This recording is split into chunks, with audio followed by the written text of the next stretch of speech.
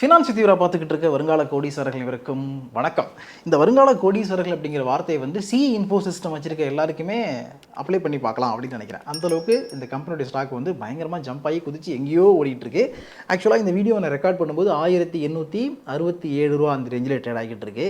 October 14 closing பார்த்தீங்கன்னா closing price வந்து 1949 ரூபா வரைக்கும்லாம் போச்சு. அதுக்கப்புறம் கொஞ்சம் 4% வரைக்கும் கரெக்ட் ஆகிருக்கு. ஆனால் இந்த கரெக்ஷன் வந்து நிறைய பேர் ப்ராஃபிட் புக் பண்ணுறாங்க, அதனால் இந்த கரெக்ஷன் வருது அப்படின்னு நினைக்கிறேன். அதை தாண்டி வேறு எந்த செய்திகளும் இந்த வீடியோ ரெக்கார்ட் பண்ணுற இந்த நிமிஷம் வரைக்கும் எனக்கு கிடைக்கல. உங்களுக்கு தெரிஞ்சதுன்னா நீங்கள் சொல்லுங்கள். பட் இந்த ஸ்டாக்கை பொறுத்த வரைக்கும் எது வந்து இவங்களை இந்த அளவுக்கு ட்ரைவ் பண்ணுது, இப்போது பயங்கரமாக இதனுடைய ஸ்டாக் ப்ரைஸ் வந்து மேலே போகிறதுக்கான காரணம் என்ன, அண்ட் ஃபியூச்சரில் இந்த கம்பெனி எப்படிலாம் பெர்ஃபார்ம் பண்ணுறதுன்னு வாய்ப்புகள் இருக்குது அப்படிங்கிறத இந்த வீடியோவில் நம்ம டீட்டெயிலாக பார்க்கலாம். எப்போவுமே ஒரு ஸ்டாக்கை நம்ம சூஸ் பண்ணும்பொழுது, ஒரு கம்பெனியில் நம்ம இன்வெஸ்ட் பண்ணும்பொழுது அந்த கம்பெனி பண்ணுற பிஸ்னஸ் வந்து மோட் பிஸ்னஸா அப்படின்னு பார்க்கணும்னு சொல்லுவாங்க. மோட் பிஸ்னஸ் அப்படின்னா ஒரு கம்பெனி பண்ணுற பிஸ்னஸ் ரொம்ப நாட்களுக்கு நீடித்து நிலைக்கும். அந்த கம்பெனியுடைய காம்படிட்டர் யாராக இருந்தாலும் இந்த கம்பெனி ரொம்ப ஸ்ட்ராங்காக இருப்பாங்க, அவங்களை யாரையுமே அடிக்க முடியாது அப்படின்னு பல விஷயங்கள் இருக்குது. இது எல்லாத்தையும் சேர்த்து சொல்கிறது தான் மோட் அப்படின்னு சொல்லுவாங்க. வாரன் பஃபெட்டுமே மோட் பிஸ்னஸை ப்ரிஃபர் பண்ணணும்னு சொல்லுவார். அடுத்தது ஒரு கம்பெனி வந்து மோனோபொலியாக இருக்கா அப்படிங்கிறத நம்ம பார்க்கணும். அந்த அடிப்படையில் பார்த்தீங்கன்னா மேப்மை இந்தியா கிட்டத்தட்ட இந்தியாவில் ஒரு மோனோபொலி தான். இந்த கம்பெனி பண்ணுற பிஸ்னஸை இந்தியாவில் வேறு எந்த கம்பெனியும் பண்ணலை அப்படின்னு சொல்லலாம். ஆனால் இந்த கம்பெனிக்கு இருக்கிற ஒரு பெரிய காம்படிட்டர் யார் அப்படின்னு பார்த்தீங்கன்னா கூகுள். ஏன்னா கூகுள் கொடுக்கக்கூடிய கூகுள் மேப் சர்வீஸ் இருக்குல்ல, அதே பிஸ்னஸ் தான் இந்த இன்ஃபோ சிஸ்டம் மேப்மை இந்தியா அப்படிங்கிற கம்பெனி பண்ணுறாங்க. ஆனால் இதில் இருக்க ஒரு பெரிய அட்வான்டேஜ் என்ன அப்படின்னு பார்த்தீங்கன்னா, கூகுள் மேப் உலகம் முழுக்க எல்லா இடங்களையுமே இருக்குது. நிறைய நாடுகளில் நிறைய கம்பெனிஸ் அதை பயன்படுத்துகிறாங்க. எதுக்கு எடுத்தாலுமே நம்ம கூகுள் மேப் பார்த்தா இன்றைக்கி நம்ம போயிட்டே இருக்கிறோம். அப்படி இருக்கும்போது மேப்மை இந்தியாங்கிறது எந்த இடத்துல உயர்ந்து நிற்குது, எந்த இடத்துல ஒரு முக்கியமான கம்பெனியாக இது வளருது அப்படிங்கிறத நம்ம கவனிக்கணும். அந்த அடிப்படையில் நீங்கள் பார்த்தீங்கன்னா ஃபஸ்ட்டு விஷயம், இன்றைக்கி ட்ரெண்ட் எப்படி போய்கிட்டு இருக்கு, இன்றைக்கி ட்ரெண்ட் எப்படி மாறுது இந்தியாவில் அப்படின்னா, எல்லாமே வந்து சுதேசியாக இருக்கணும். அதாவது எல்லாருமே இந்தியன் ப்ராடக்ட் தான் யூஸ் பண்ணணும். இந்தியன்ஸ் வந்து always prefer to Indian product அப்படின்னு சொல்லிட்டு இருக்கும் பொழுது, அந்த மாதிரி கொள்கை போய்கிட்டு இருக்கும் பொழுது எல்லாருமே வந்து இது பக்கம் திரும்ப ஆரம்பிச்சிருக்காங்க. அப்போ வரக்கூடிய காலங்களில் நமக்கு கூகுள் மேப்லாம் வேண்டாம். இப்போவே வந்து நிறைய ஸ்டேட்டஸ் எல்லாம் பார்க்குறோம். ஜிபே நமக்கு தேவை கிடையாது, அதுக்கு பதிலாக நம்ம பாரத் பே யூஸ் பண்ணுவோம். இந்த மாதிரிலாம் நிறைய விஷயங்கள்லாம் பார்த்தோம். அதுக்கப்புறம் வந்து வாட்ஸ்அப் நமக்கு தேவையில்லை, ஜோஹோலேருந்து அரட்டை வந்திருக்கு, அரட்டையை நம்ம யூஸ் பண்ணுவோம் அப்படின்லாம் நம்ம பார்த்தோம். இந்த மாதிரி நிறைய ஸ்ப்ரெட் ஆகுதுல்ல, இது இந்த கம்பெனிக்கு வந்து ஒரு பெரிய சப்போர்ட்டை கொடுக்கும். அதனால் இந்த கம்பெனி ஃபியூச்சரில் இன்னும் நல்லா பெர்ஃபார்ம் பண்ணுறதுன வாய்ப்புகள் இருக்குது. இதையெல்லாம் தாண்டி இன்னொரு முக்கியமான விஷயம் என்னென்னு பார்த்தீங்கன்னா, கவர்மெண்ட்டே வந்து இந்தியாவுடைய பாதுகாப்புக்காரங்களுக்காக நம்மளுடைய டேட்டாவெல்லாம் செக்யூராக இருக்கணும். ஒரு வெளிநாட்டு நிறுவனம் வந்து நம்மளுடைய டேட்டாவை செக் பண்ணக்கூடாது, அது என்ன நடக்குது அப்படிங்கிறத அனலைஸ் பண்ணிலாம் பார்க்கக்கூடாது அப்படிங்கிற கொள்கையெல்லாம் கொண்டு வர்றாங்க. சட்டத்திட்டங்கள்லாம் அந்த மாதிரி மாறுதுங்கிற பட்சத்தில் நிச்சயமாக மேப்மை இந்தியாவுக்கு வந்து ஒரு பெரிய ஆப்பர்ச்சுனிட்டி இருக்குது. இப்போ யோசிச்சு பாருங்களேன், எல்லா கார்லேயுமே கூகுள் மேப் ஆக்சஸ் இருக்குது, எல்லாருமே வந்து கூகுள் மேப்பை யூஸ் பண்ணுறாங்க.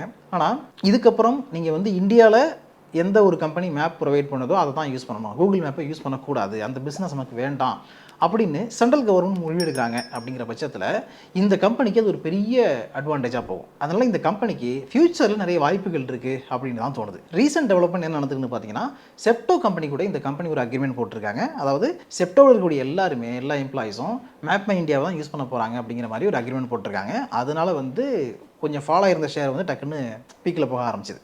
அதுக்கப்புறம் இன்னொரு முக்கியமான விஷயம், இந்தியன் ரயில்வே மினிஸ்டர் திரு அஸ்வினி வைஷ்ணவ் அவர் என்ன சொன்னார், கூடிய சீக்கிரமே இந்தியன் ரயில்வேஸுக்கு நாங்கள் மேப்மை இந்தியாவை யூஸ் பண்ண போகிறோம் அப்படின்னு சொன்னார். அதாவது ரயில்வே சம்மந்தப்பட்ட அப்ளிகேஷன்ஸில் மேப்மை இந்தியாவுடைய டெக்னாலஜி யூஸ் பண்ணுறதுக்கு மேப்மை இந்தியா கம்பெனி கூட கூடிய சீக்கிரமே நாங்கள் வந்து ஒரு மெமரண்டம் ஆஃப் அண்டர்ஸ்டாண்டிங் போடுவோம், எம்ஓயு சைன் பண்ணுவோம் அப்படின்னு அஸ்வினி வைஷ்ணவ் சொல்லியிருக்காரு. இது பெரிய விஷயம், ரொம்ப ரொம்ப பெரிய விஷயம். ஏன்னா இந்திய ரயில்வே அப்படிங்கிறது வந்து இந்தியாவுடைய லைஃப் லைன் அப்படின்னு சொல்லுவாங்க.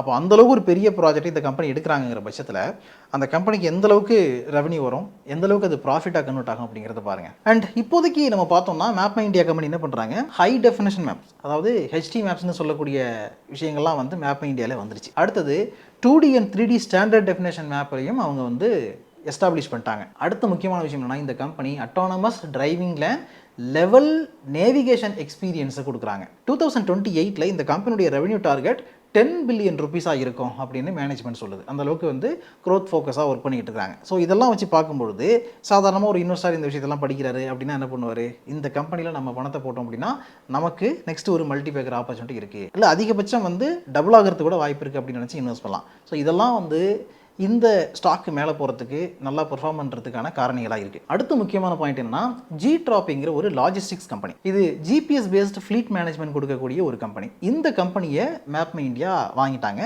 ஏற்கனவே இந்த கம்பெனியுடைய 76% ஸ்டேக்கை வாங்கியிருந்தாங்க மேப்மை இந்தியா. இப்போ வந்து அதோடைய ஸ்டேக்கை இன்னும் இன்க்ரீஸ் பண்ணிருக்காங்க. இப்போ 96% ஸ்டேக்கை இவங்க தான் ஹோல்ட் பண்ணிட்டு இருக்காங்க. ரிமைனிங் 4% தான் இருக்குது.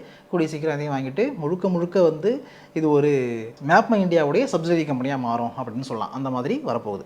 இந்த கம்பெனியை அக்வேர் பண்ணது ஒரு பெரிய சப்போர்ட்டாக மேப்மை இந்தியாவுக்கு இருக்குது. ஏன்னா இவங்க என்ன பண்ணுறாங்கன்னா, ஃப்ளீட் ட்ராக்கிங், அசெட் மானிட்டரிங், அதுக்கப்புறம் comprehensive data analytics for logistics கொடுக்குறாங்க, டிரான்ஸ்போர்ட்டேஷன், சப்ளை செயின் மேனேஜ்மெண்ட் அப்படின்னு எல்லா வேலைகளையும் இந்த ஜிட்ராப்ங்கிற கம்பெனி பண்ணுறாங்க. இந்த கம்பெனி பற்றி ஏற்கனவே நான் காவிரியில் இருக்கும்போது பேசியிருக்கிறேன். நல்ல ஒரு க்ரோத் ப்ராஸ்பெக்ட் இருக்கக்கூடிய ஸ்டாக்காக தான் இது தெரியுது. இந்த கம்பெனிக்கு வந்து நிறைய வாய்ப்புகள் இருக்குது அப்படிங்கிற மாதிரி ஆல்ரெடி பேசியிருந்தேன். இந்த கம்பெனியுடைய Q2 ரிசல்ட் இன்னும் வரல. Q1 ரிசல்ட் படி பார்த்தோம்னா 122 கோடி ரூபா இவங்களுடைய ரெவன்யூ இருக்குது. அண்ட் ஆப்ரேட்டிங் ப்ராஃபிட் 54 கோடி, ஆப்ரேட்டிங் மார்ஜின் 45% வச்சுக்கிறாங்க. ஆப்ரேட்டிங் மார்ஜின் வந்து நல்லாவே இன்க்ரீஸ் ஆகிருக்கு. அதாவது சீக்வன்ஷியலாக பார்த்தீங்கன்னா 38லேருந்து 45 இன்க்ரீஸ் ஆகிருக்கு.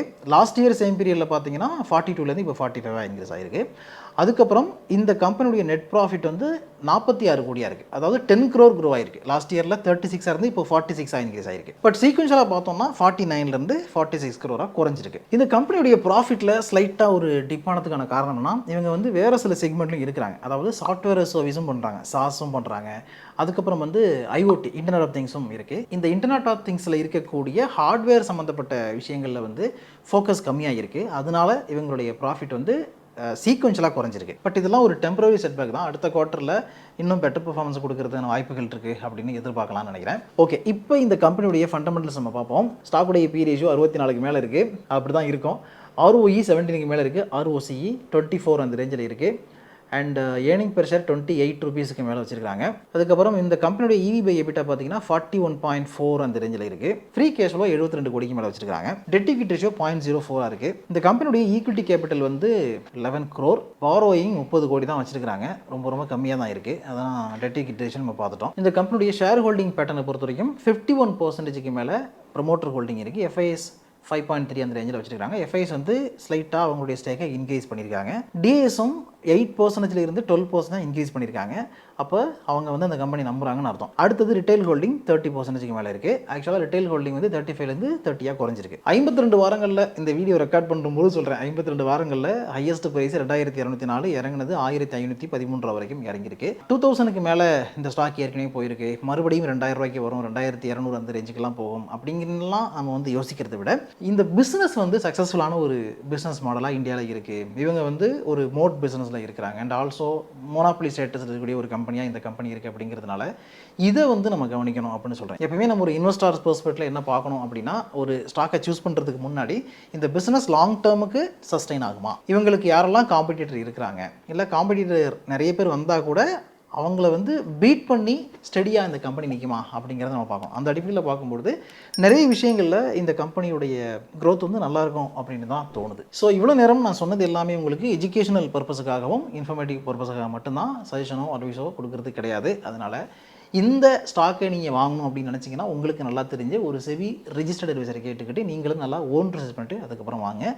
இப்போதைக்கு கரண்ட் சினாரியோ என்ன அப்படின்னு கேட்டிங்கன்னா, இந்த ஷேர் வந்து ஓவர் வேலையில் தான் ட்ரேட் ஆகிட்டு இருக்குது. அதில் மாற்றுக்கிறது இல்லை. ஓகேவா?